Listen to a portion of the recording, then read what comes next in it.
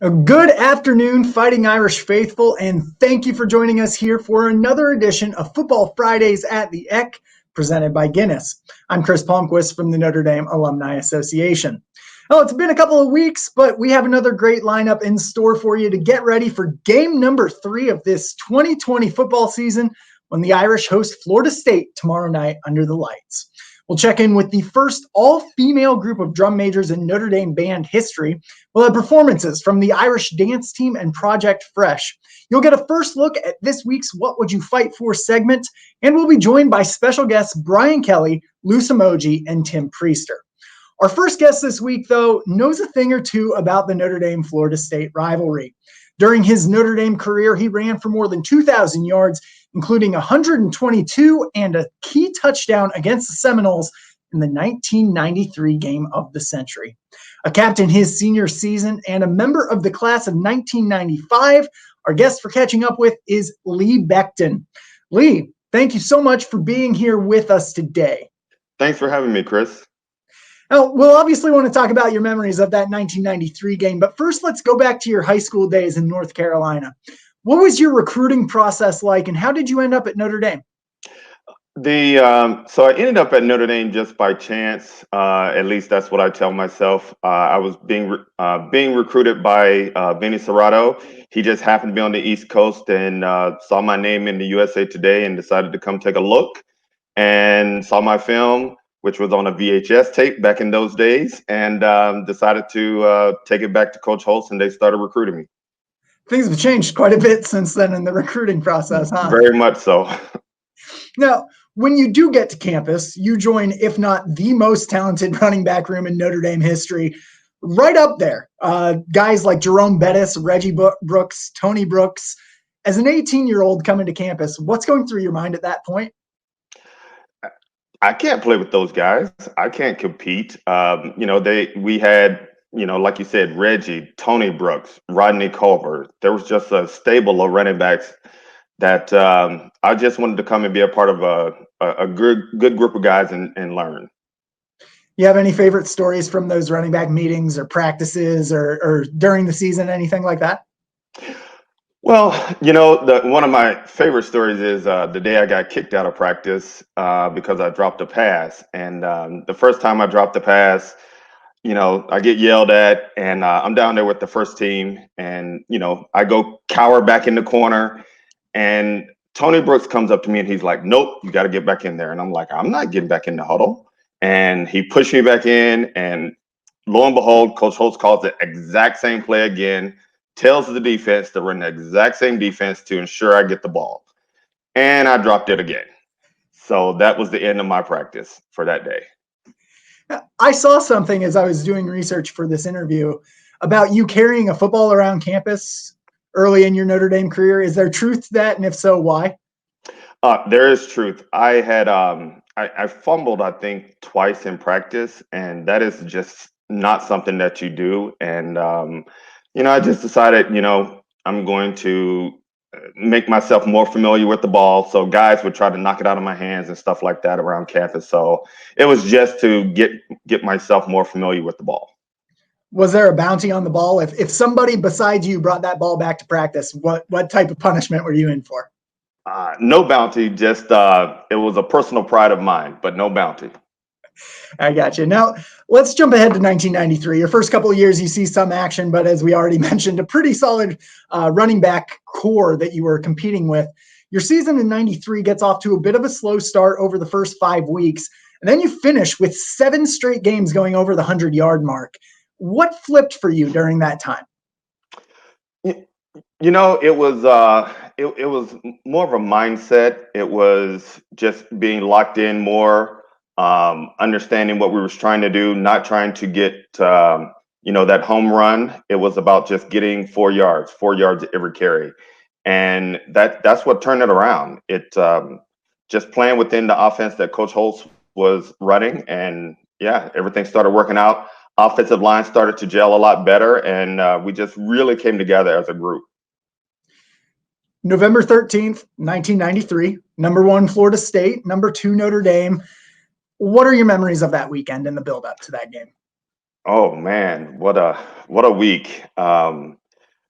there was thousands of people on campus starting Tuesday. And, when you're going to practice and there's a human tunnel for you to go to practice, the hype around the game was just incredible. The one thing that I remember most is as a team, it was just another week. We didn't have any highs, we didn't have any lows. We focused on ourselves, and we just wanted to go out and execute.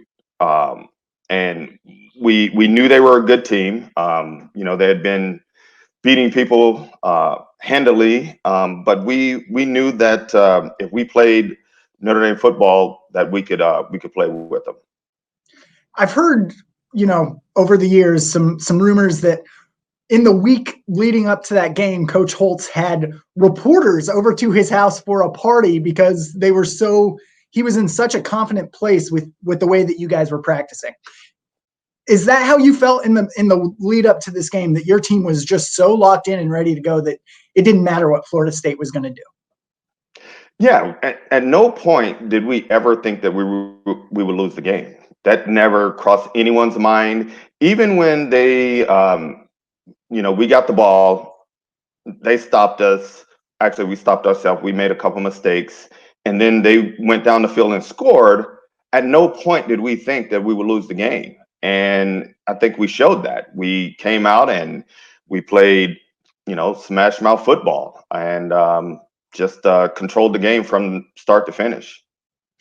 As you mentioned, smash mouth football, 122 yards and a score for yourself. But ultimately, it did come down to your defense needing a stop against Charlie Ward in a pretty high-powered offense. Ward, of course, went on to win the Heisman. What's going through your mind as a football player when you're sitting on the sidelines and really the game's out of your hands at that point? It's one of those things where you trust in your teammates. We were a very, very close team, and you believe that someone somehow was going to make a play, and that's the only thing that you can count on is your teammate. These are the guys that all season, we went through winter conditioning, we went through the summer, just preparing for moments like this, and you just knew that somebody was going to make a play to get us over the top. I want to leave a little bit of time for some audience questions here at the end, but before we do that, let's talk a little bit about what you've been up to since you graduated from Notre Dame back in 1995. What's Lee Ben? How can we catch up with Lee Becton? Wow, Lee Becton, what's he been doing? I've done a lot in these years, but I'm currently out in Arizona. Love it out here. Weather's great. Doing things that I love. I'm more in the mortgage business, and I just love to travel. So that's kind of what I'm up to. I did do something interesting. I got to go and play a little professional rugby for 2 years, which I tell people that, and they're like, "What?" And I'm like, "Yeah, it was a shock to me, but it was a good time." Did you play professional? Where did you play professional rugby? In Australia. Wow. What was that transition like? I mean, obviously there are some similarities between football and rugby, but it is a very different sport at the same time. Yeah, it's very different. We're always taught to run, pads out, whereas in rugby, it's more of get thin and angles and different things like that. The conditioning that you have to have because you play the whole game. You play offense and defense. So um, but tackling is tackling. And it's you beat the man in front of you once again. So it was fun. I definitely enjoyed it. Awesome. That's an amazing story. Let's go ahead and open it up for a couple of audience questions that we have checking in here. So what are your thoughts on the current running backs group and how they've performed to this point in the season? We've seen Kyren Williams and Chris Tyree really provide a spark for this offense so far. Yeah, I think this group reminds me a lot of some of the groups that I played with here at Notre Dame. You've got a vast, each guy has their own different skill set. You've got guys from what I've seen so far, great vision, guys that can make people miss in space, guys that run with power. I think this group is going to do very well, for this season and for seasons to come. One more question coming in here to take a look at. With 3 weeks between games, what do you think it'll take for the Irish to get back into a groove on the field? I mean, you've sat through bye weeks before, but is this more like a season opener? I think the main focus has to be just making sure you're locked in mentally, and not coming out and trying to do too much. Let the game come to you. Don't try to make too many plays right off the bat. You've got to get yourself back into what you call game shape and that game mentality. So just don't try to do too much too early. And before we let you go, Florida State off to a rough start this year. We know Notre Dame has had a couple weeks off here. What's your sort of score prediction or outlook for tomorrow night? Yeah, I don't think it's going to be close. I think we win 42-17. 42-17. Let's lock it in. Lee, thank Yep. you so much for joining us here today on Football Fridays at the Eck. Thanks for having me, and go Irish. Go Irish.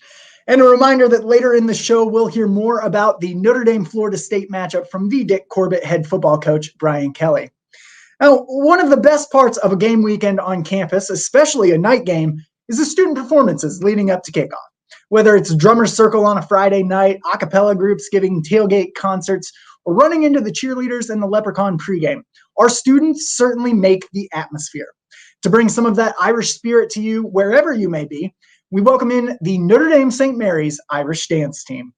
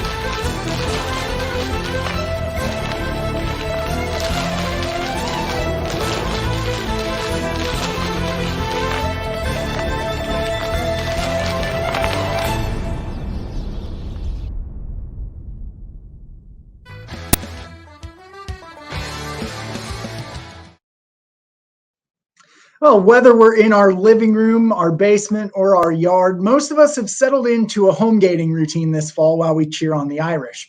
And with the 7:30 kickoff tomorrow night over on NBC, there's a little extra time to mix up a cocktail before the game. This week, the excellent bartenders at Roars at the Morris Inn join us for a demonstration of how to craft a Knickerbocker.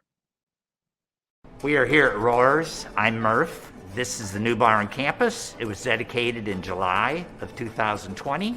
It was donated by Mr. Rohr, Jim Rohr, and I am joined today by Alicia and Rhino.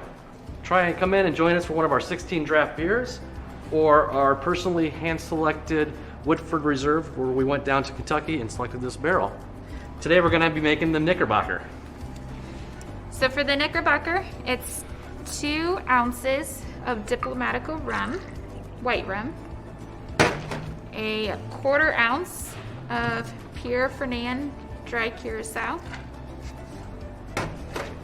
3/4 of an ounce of lime juice, fresh lime juice, 1/2 ounce of simple syrup, which is equal parts sugar and water. And then 1/2 ounce of raspberry gum syrup, which is going to be a little bit of a drier syrup. And then give it a couple of shakes.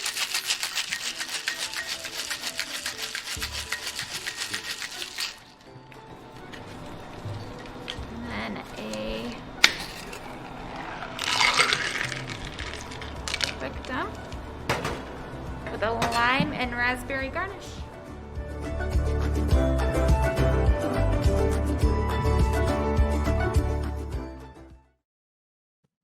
Now, taking a look back at the action on the field tomorrow night, tomorrow's game will be the 10th all-time between the Irish and the Seminoles. The first was, of course, the game of the century in 1993 between top-ranked Florida State and number 2 Notre Dame. The most recent, 2018, when Brian Kelly's college football playoff-bound squad rolled past FSU 42-13 on senior night. Earlier this week, I had a chance to catch up with two men who have combined for nearly 80 years on the Notre Dame football beat and have seen each of those previous games in this rivalry. Lou Somogyi, the senior editor in Blue and Gold Illustrated and member of the class of 1984, and Tim Priester, the senior editor of Irish Illustrated, member of the class of 1982, on what to expect tomorrow night at Notre Dame Stadium. Lou, thanks so much for joining us here again. Tim, thanks for being part of Football Fridays at the Eck presented by Guinness. Now, before we get into the matchup with Florida State, let's talk about the last couple of weeks. Tim, we'll start with you. Knowing that access for reporters is significantly different this year as opposed to any other, how do you expect this team to handle this stop and start to their season? Well, I'm using North Carolina as a barometer, and they had 3 weeks off before they played Boston College last week, and that's a really powerful offense. And they struggled. Phil Jurkovic's giving Boston College a nice bump, but North Carolina struggled, and I kind of expect that a little bit too. I know how badly Florida State. I've watched a lot of Florida State film this week, and they're not a very good football team. But Ian Book generally, when he's coming back from breaks or when he's starting a season, he's not at his best. He's got some of his receivers back, so that will certainly help. But I kind of expect Notre Dame to.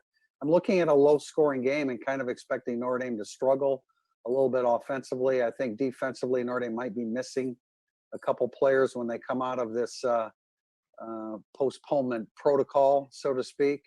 But I really think that Florida State's going to have a lot of difficulty moving the football.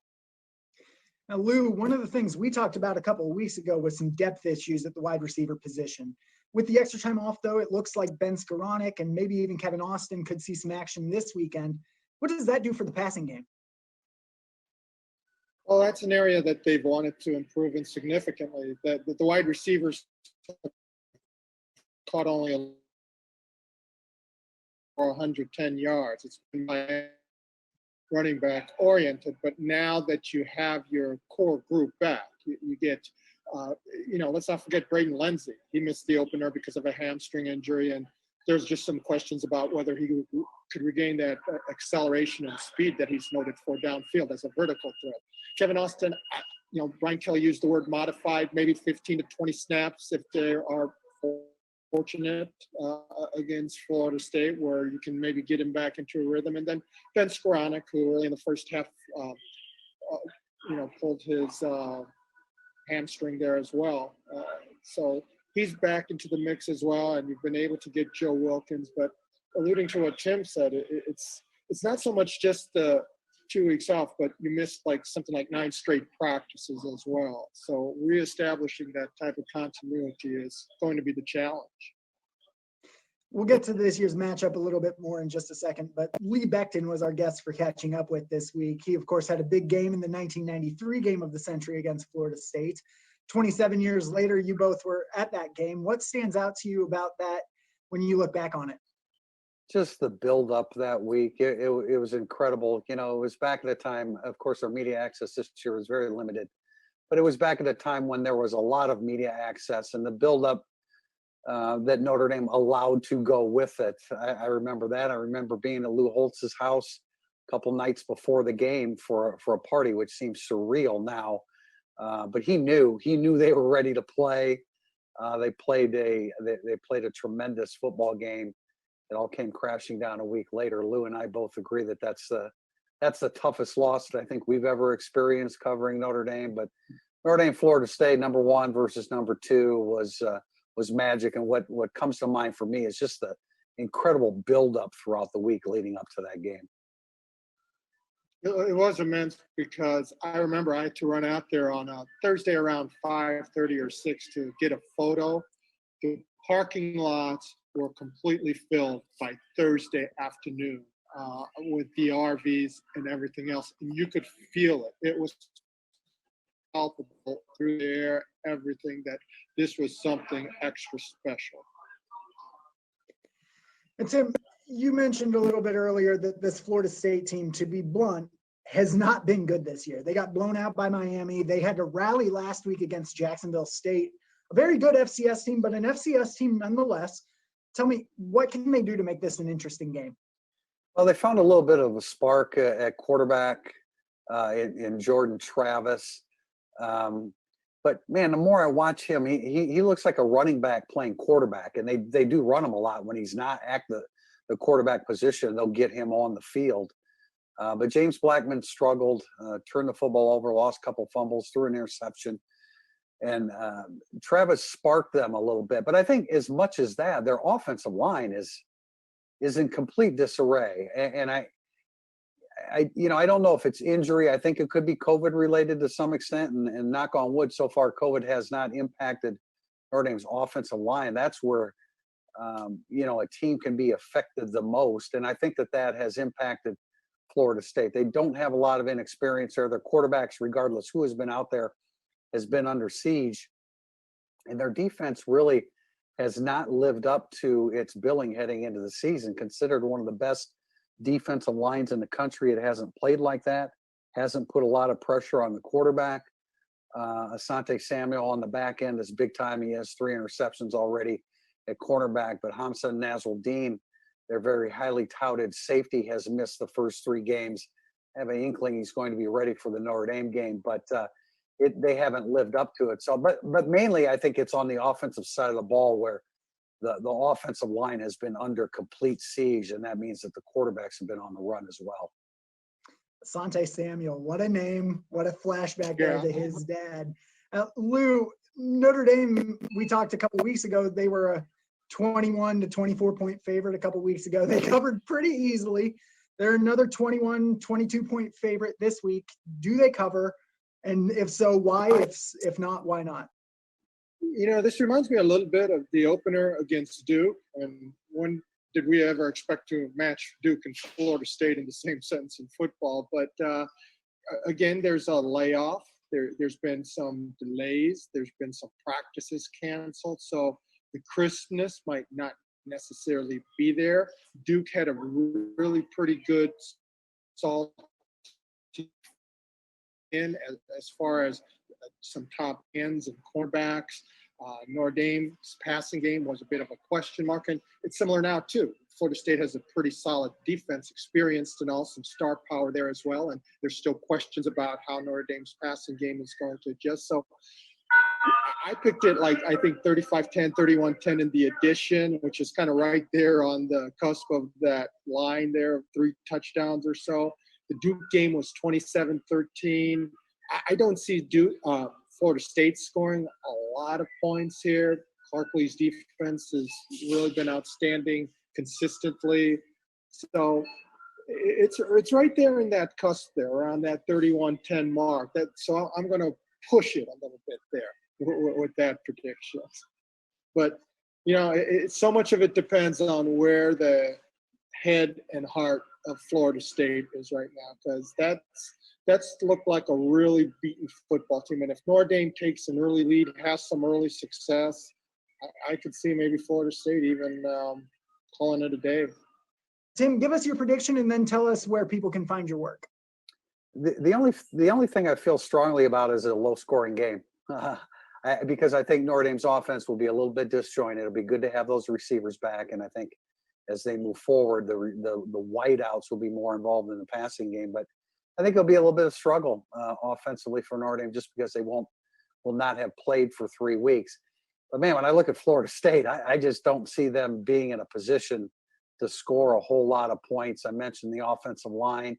they do have some running backs. They've got a trio of running backs that are pretty good, but I think behind that offensive line, they're going to have a very difficult time getting to double-digit points. And so I think it's a little bit more lower scoring for Notre Dame. I'm toying around with some numbers here: 28-10, 31-13. I guess because I'm thinking that Notre Dame's going to struggle a little bit offensively, I like Florida State to cover the game. The only thing I feel really good about is I think it's generally a low-scoring game that the Notre Dame wins. It should still be comfortably. I'm not sure it will satisfy everybody the way that they expect the offense to perform going into game 3. But with a 3-week break, I think it makes it a little bit difficult. And Tim, where can people find your work? Oh, thank you. We're at IrishIllustrated.com. Lose it blueandgold.com. We're at IrishIllustrated.com. Type it in, you'll find us. Tim, Lou, thank you so much for joining us today. We'll see you down the road. Thanks, Chris. 1993 game against Florida State with College Game Day here on campus for the first time, and Sean Wooden coming up with the pass deflection to seal the win might be your favorite Notre Dame football memory. For me personally, it was the 2012 goal line stand against Stanford in the rain during my senior year on the way to the BCS National Championship game. For the current students that we caught up with, though, one game stands above the rest in their recent memories. Probably just the first game last year. My first game last year is actually my first football game ever that I'd ever been to. So like getting all dressed up in my Notre Dame gear with my friends, hanging out beforehand, tailgating. It was just a really, really good memory. I would say when I was 14 or 13, when they made it to the national championship game in 2012, that was my favorite Notre Dame memory, football memory. My favorite Fighting Irish football memory is probably camping out for the Michigan game outside College Game Day. That was really cool. I remember coming in the quad when I was little and like seeing all the older college kids like going crazy before the game. It always looked really fun. My favorite memory is definitely like the Michigan game my freshman year. The first game of the season was like so exciting with like College Game Day and everything. 2 years ago, first game against Michigan, College Game Day came out and we got a good win against the Wolverines. It was a good day. It's a good day. Oh, Michigan, the Michigan game. That was my first game ever as a freshman. I couldn't talk for like a week after that game. Well, I only have one so far, but I think my first game day is definitely my favorite memory right now. Favorite Fighting Irish football memory? Probably my first game, because I'd never been to a game before. When I stepped on campus with my first game day, just the whole experience itself was unbelievable. Really cool. Hopefully those students get to experience another college football playoff run and make some more great memories this year. Well, here at Football Fridays, we get a chance to give you a sneak peek of the university's newest What Would You Fight For segment. These award-winning stories air during halftime of Notre Dame home football games and tell the story of Notre Dame students and faculty working as a force for good. Here's a first look at this week's video, Fighting to Repair the Body. Down, one, up. I've worked with a lot of strong and determined athletes over the years. Up higher, recover, good, pause. But my daughter Beckett is for sure the strongest and most determined person that I've ever been around. At 4 months old, Beckett became paralyzed from her shoulder down to her fingers on her left side. Go up, go down. The doctors still haven't determined what has caused the nerve damage in her arm, but when she has flickers of function, it gives us a flicker of hope that she'll regain what was taken from her. At the University of Notre Dame Center for Stem Cells and Regenerative Medicine, biology professor Cody Smith researches the development and repair of the nervous system. One of the biggest challenges with curing human disease is we really don't know enough about how the healthy body normally functions. So the approach in my lab is to understand how the nervous system is built so that we can use those concepts to rebuild it. I joined Professor Smith's lab as a sophomore, and he encouraged me to pursue my own research. My brother had a brachial plexus injury, just like Coach Flint's daughter. So I decided to ask why these particular cells in the spinal cord don't regenerate. I remember testing this for the first time on a zebrafish. I could see the nerve regenerate where it had been before the injury, and the fish fully recover. It was amazing. Evan made a true scientific breakthrough as an undergraduate. that laid the foundation for new clinical therapies that could help his brother and Beckett that we thought we would never have. Learning about the discovery in Professor Smith's lab has given my family a lot of hope. I've been at Notre Dame over a decade now, and I know how we approach hard tasks. We'll get it done one way or another.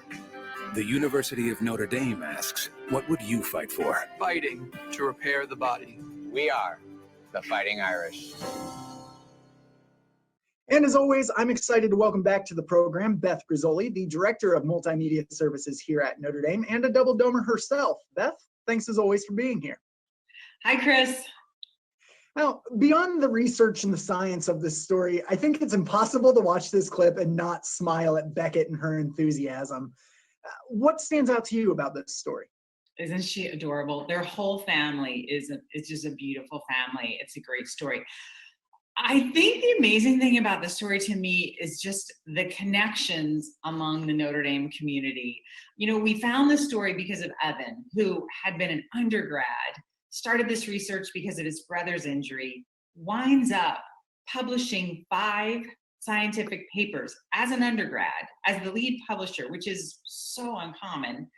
And then that led us to Professor Cody Smith, who's his mentor, who is amazing as well, and for a lot of reasons. But Cody had connected with Jake Flint because of this injury. Jake had heard about some of this research. They connected. His daughter has a similar injury to Evan's brother. And so the story just came together, but the connections among the Notre Dame community, I've just, as usual, never ceased to amaze me. And, you know, the moment we met with Jake and he said, you know, I've worked at this university a long time. And they're working on this. I have full confidence. We're going to figure this out. And it was just really inspiring. You kind of alluded to something, you know, Professor Smith's lab focuses on biology of the body, the nervous system in particular. Last time we talked a couple weeks ago, it was architecture and resilient communities. The time before that, we were talking about compassion in medicine. How did your team find such diverse stories across campus? Well, I always joke that we turn over every stone on campus. We have a lot of help searching for the stories, but I think it's a testament to the diverse interests of our faculty and our students. Really, our Notre Dame community is interested in so many different fields of research, from the humanities, science to, you know, social sciences. We try to represent that as best as we can through this campaign. Beth, thanks again for taking the time to chat. We look forward to doing it again. Great. Yeah, we have another really good story for next week. Today, we're lucky enough to have a second student performance. Project Fresh, or P-Fresh, is a hip-hop dance group that has been around on campus since 2006 and has the motto, dance to express, not to impress. With a membership as diverse as the Notre Dame student body, P-Fresh performs at several events and cultural shows every year, including their own in the spring.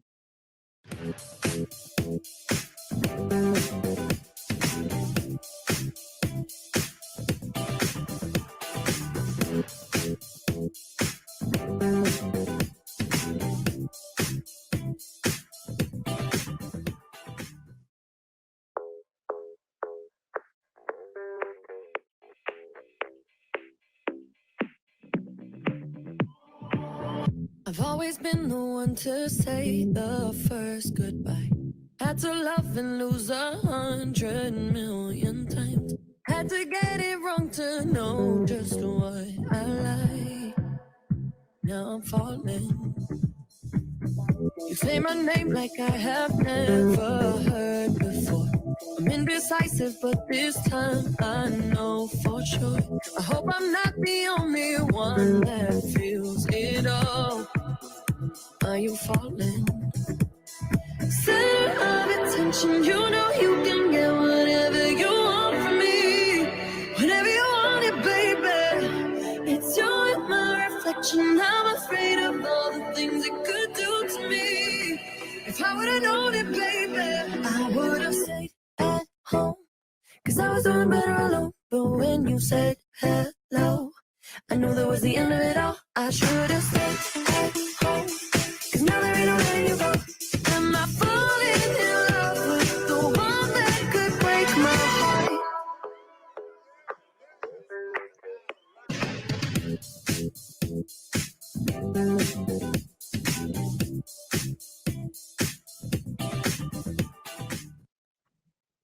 Well, music certainly brings us all together, and it's nearly impossible to think of a Notre Dame football weekend without thinking of the Band of the Fighting Irish.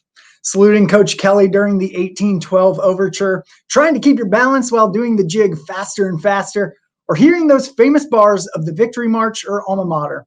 The greatest of all university marching bands is a crucial part of the Notre Dame experience. And this year, for the first time in Notre Dame history, the drum major and her 2 assistants are all women and leading the band through a year unlike any other.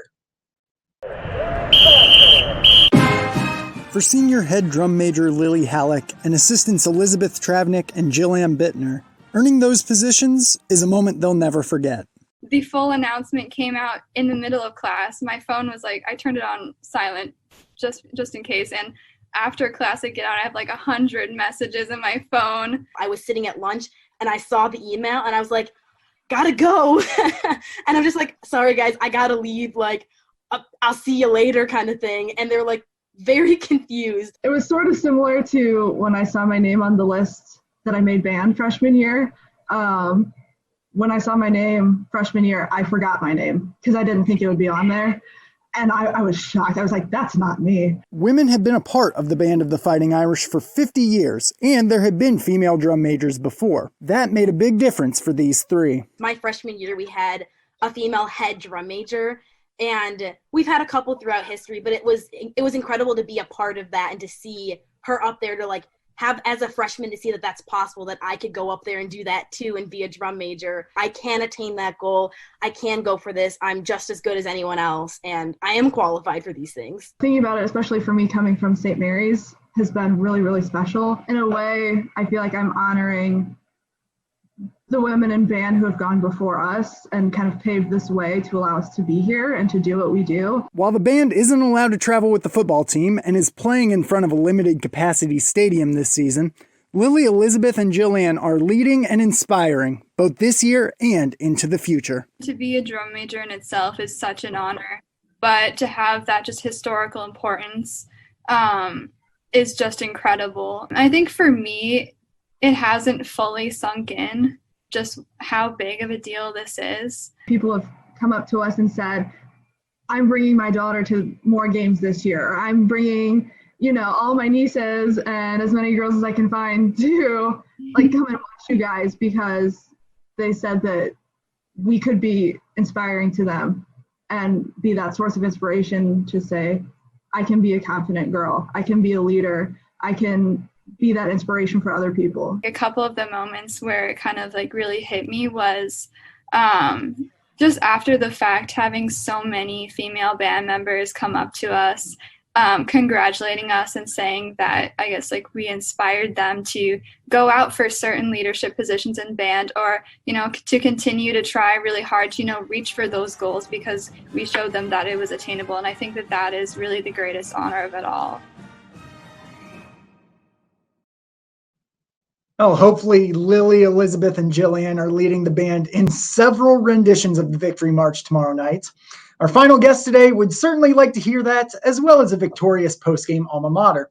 Brian Kelly is in his 11th year at Notre Dame and has led the Irish to 20 straight home wins, setting a modern-era school record. Earlier this week, the Dick Corbett head football coach joined Dolly Duffy, the executive director of your Notre Dame Alumni Association, to discuss the matchup with Florida State and the changes over the past couple of weeks. Hey, Coach Kelly, how are you? Good, Dolly. Good to see you again. Good to see you. Just a funny, quick story. The last time I interviewed you, I was in a hotel room. I don't know if you could tell that. I was traveling. I couldn't. And I all of a sudden heard a knock at the door and another knock and another knock. And they kept knocking. And then pretty soon they yelled housekeeping. And I knew that if you had heard that, you would have told me to go answer the door. So, well, thank you for not interrupting our conversation for housekeeping, because I would have gotten up for housekeeping, that's for sure. Absolutely. Well, it's great to see you again. And the team's coming off 2 really tumultuous weeks with a COVID spike and then a week off. What kinds of things operationally are you changing because of all of that? Well, I think first and foremost, we look at what procedures can we put in place that could help us going into a game again. Because certainly leading up to those two games, we had very little issues relative to COVID. Our kids have done a great job throughout the 3 months that they were here on campus. So the thing that we had to look at is what happened leading into those two games that could have caused the spike on this team. And so we've gone back and re-examined all of the things leading up to the game, what we call 48 hours prior to. And that is our meals. So we moved over to this Century Plaza, which is across the street in South Bend from the DoubleTree, which gives us expansive rooms and plenty of space. We've looked at how we could change up the locker rooms. We are now using 3 different locker rooms to thin out the numbers. Look, after you win a football game, you want to celebrate. You want to sing the fight song. You want to get together. That's not a great thing to do during COVID. And so thinning out the locker room and making sure that, you know, you're dispersing as best that you can is very important. And I think, you know, just basically getting back to making sure that everybody's using face coverings on the sideline. We've taken away the benches so guys can't be shoulder to shoulder. So examining all those things to see how we can better help our football team avoid a spike moving forward. And then, of course, getting back to football, blocking, tackling, you know, catching the football. We worked on that a little bit too. I bet you did. Well, and in the meantime, since the last time we talked, it was announced that your contract has been extended through 2024, which is really great news. And when we're thrilled. And so it'll be through your 15th season at Notre Dame. When you came to Notre Dame in 2009, did you ever think you'd be in this situation? No. I think when you take over a position like Notre Dame, you first of all think of yourself as a caretaker of, you know, obviously one of the most storied programs in the history of college football. So you're sitting in a chair that you don't believe you should be in anyway. And so if you're making it past the first year, look, I've said this many times, and you've heard this story. I was worried about not falling down running out of the tunnel. So I was just trying to get through the first year, and to be thinking about going on my 11th year. I think why it's that way is because I think about it in those terms, and in terms of being so blessed to have this opportunity to be the caretaker of this incredibly historically rich program. And I keep focused on, you know, one day at a time, and that's served me well. This many years in, I always remember when you came here and you shared the story that the first time you came to a Notre Dame football game, you ran out of the tunnel. And every time I see you run out of the tunnel, I always think of that moment. Has it lost any of its luster? No. Now I'm a little bit slower than the first time I ran out of the tunnel, and those big guys behind me, they're nipping at my heels. So it's a little bit more difficult. I try to get out of the way a lot quicker and run towards the bench a lot sooner than I did maybe in year one. But it's exciting. There's no doubt.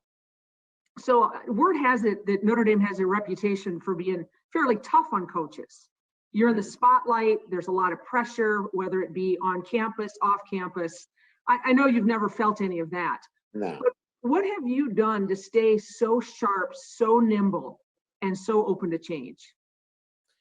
Well, you know, I think first and foremost, you're around 18 to 22-year-olds. I think you have to be open to, you know, their thoughts and what they're about and what they're hearing and you know, what's important to them. So I'm in that environment, much like you. I mean, we're on a college campus. And so you have to be, I think you've got to have the pulse of what's going on a college campus and around those that you are influencing on a day-to-day basis. And I think also as a leader, having a flexible mindset in the sense that, you know, I've always felt like you can learn from others, and I'm a really good listener, and I've listened to some great people, to you and to others on this campus that can help me do my job, and we're all in it for the same reasons, right? And so I think that has helped me continue to be a great leader is to listen to those around me, whether they be students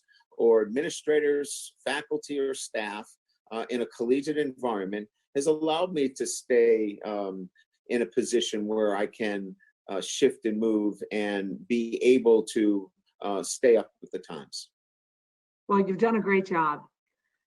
So with the NCAA dead period extended all the way to January, which is really tough, how are you keeping the 2021 signing class close to the program since you can't have them coming to campus for a football game? Yeah, I mean, that's been a big question in terms of how have you been able to keep an outstanding class together like this. And, you know, we've done a great job in our recruiting department of bringing Notre Dame to the homes of so many of these recruits using technology. You know, there's a lot that you can do with technology, and it's not the same. It's not as if you got a chance to kneel at the grotto and light a candle. It's not. But we still have to be able to show them what it looks like as if you were on this campus. And so through the help of technology, we have been able to do virtual visits. We have been able to do a lot more of those things that we have been able to bring campus to those student athletes. And let's face it, the brand power of Notre Dame, even through a pandemic, has not changed. It still is out there that people recognize the fact that a place like Notre Dame is going to sustain itself even through these tough times. And people want that. You know, they want to know that even through a very difficult time like this, we want to go somewhere that's going to be there when it comes out on the other side, and they're going to be stronger for it. So I want to go to a university that I know is going to be in a good position through these difficult times. And that's where we're doing quite well in the recruiting process because of that. It's amazing because everyone has that technology at their disposal, right? I mean, all of your competitors, yet you seem to be using it in a way that's really giving you great leverage. Well, we're calling on our faculty and staff. They have been actively involved in our recruiting process. So we're bringing our staff and faculty, and they're involved in our Zooming processes of really reaching out in a way that we have never reached out to the student athlete before in the recruiting process, where they're building relationships with faculty and staff that have never been built before. So in some strange ways, we've been able to dig a little bit deeper in this recruiting process than we have in years past, because you come on campus and you do, you know, your tours, and you don't get a chance to really sit down and spend much time with Zoom kind of relationships. It's been even better. So it's worked out fine for us so far. That's great. So before I let you go, I've got obviously a question about the game this weekend. Florida State's really had, you know, struggle with their new coach. And so what do you expect when the Seminoles come onto the field Saturday night? Well, look, they're certainly going through changes within their program. They're trying to establish standards that we already have, you know, and when you don't know what those standards are, there are going to be games on your schedule that, as the coach, you try to point towards and trying to establish those. And they'll try to establish a standard of play against Notre Dame. And so we expect them to play very, very hard against us. And add to the fact that they probably have 6, maybe 7 first-day draft picks, that makes them a dangerous football team. So for us, it's about what we do and how we do it. And if we are prepared in the way that we have prepared in the past, mentally, physically, tactically, technically, if we do all the things that we have normally done in our process, we'll be fine. But our opposition is going to be good on Saturday, and they're going to play well above their means. So our guys need to know that, and as long as they're properly positioned for that mentally, we'll be fine. That's great. I know you will. I look forward to 3-0. I'll be the one cheering. You'll hear me. I know you will. You always are. And I really appreciate it, Dolly. Thank you, Dolly. Take care, Coach. Stay All right. healthy. Thanks, Dolly. Well, before we wrap things up today, I'd be remiss if I didn't take a second to remember Sergeant Tim McCarthy from the Indiana State Police, who passed away last weekend at the age of 89. His traffic safety announcements and accompanying pun heading into the fourth quarter at Notre Dame Stadium have been an iconic part of home games for more than 50 years. We're keeping his family in our thoughts and prayers. Well, that'll just about do it for this edition of Football Fridays at the Eck presented by Guinness, but don't go anywhere. In just a few minutes, we'll bring you Chalk Talk with Bill and Bill as former Irish coaches Bill Lewis and Bill Reagan will take a deep dive into the X's and O's for tomorrow night. I'd like to thank our guests this week, Brian Kelly, Lee Beckton, Lou Samoji, Tim Priester, and Beth Grizzoli for joining us today. Thank you as well to our student performers from the Notre Dame St. Mary's Irish Dance Team and Project Fresh. We'll see you back here next week, but for now, I'm Chris Palmquist from the Notre Dame Alumni Association. Go Irish, beat Seminoles.